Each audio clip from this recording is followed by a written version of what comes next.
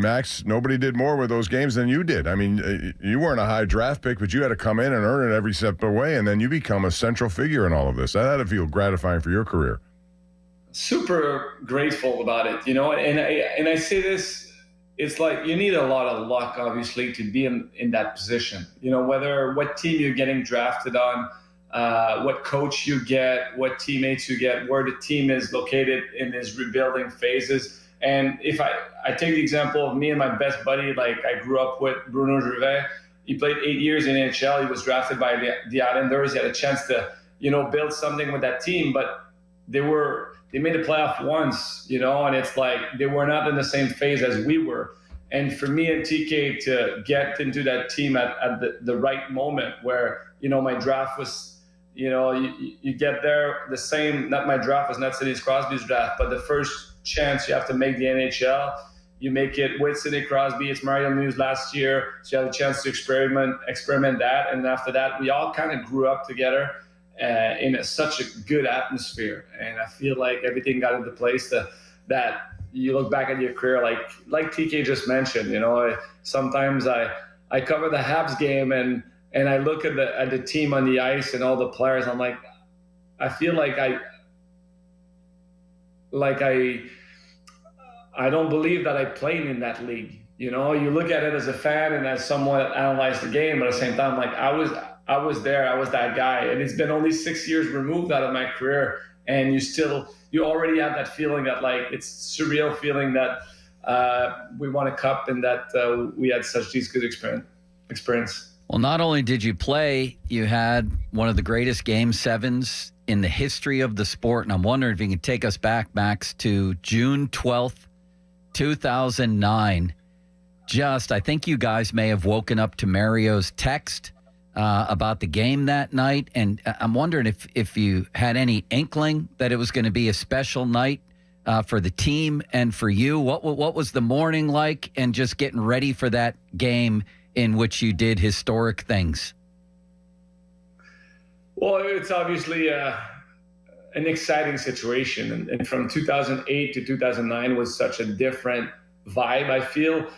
We had more belief in us, but the Red Wings were as good, if not better, in 2009. And we were able to get that, well, with TK's goal, we were able to get to Game 7. And I feel just getting there was huge, but except Game 5 of 2008, we didn't win a game in Detroit. So they were good. And Game 5 of 2009, if you remember, they beat us 5-0. We didn't touch the puck at all. Game 5. So we won Game 6 back home. So there was a lot of pressure, a lot of hype. Obviously, Mario Lemieux's text was huge, and it's an amazing story. But after that, you still got to go on the ice and make it happen. And losing Sidney Crosby in the second period too, if you remember, he got hurt. Yeah. He didn't finish the game, so it changed the whole lines. And TK, we had a chance to watch that game together for an FSN TV show 2-3 years ago, and we watched the entirety of it. And I haven't done that for years. So just to watch the whole game, and if I can take the example of a tennis player or something, and to be in the flow is something you have. It doesn't happen often, throughout the season is long, so you got to be in the flow at the right moment. I feel like Game 7, we were all connected, and I was certainly in the flow where I watched myself play, and I could say that's probably the best game of my life, not just because I scored the 2 goals. It's like I was looking at myself skate and where my stick was, and I had so much energy, and that's being in the flow. And why did that happen that night? And it's the belief, the preparation, the mental aspect. I feel like you say it often, but I've played it so many times in my head, that game, right? So it's kind of preparation, but the belief that we were going to win was certainly there for me. And I was ready to go, and it worked out. So it's obviously an amazing memory. Yeah, that was, again, the way you played. And I think all the boys are so excited the way you're scoring this and that. But I think I want to rewind it to the morning of when the reporter asked you, I forget how it went, but do you see yourself scoring a game winning in Game 7? Well, when was that, Max? They said, one reporter asked me, like, there's always a big story about games like this. Like, who do you think is going to make a difference tonight?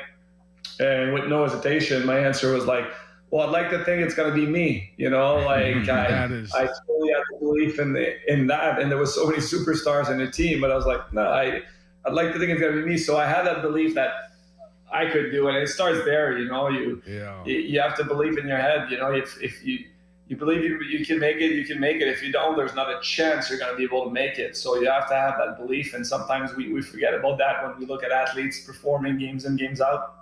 Like the confidence aspect of things, yes, confidence comes from preparation, but to get to that place where you're in the flow and you believe in yourself that you're going to win is something else.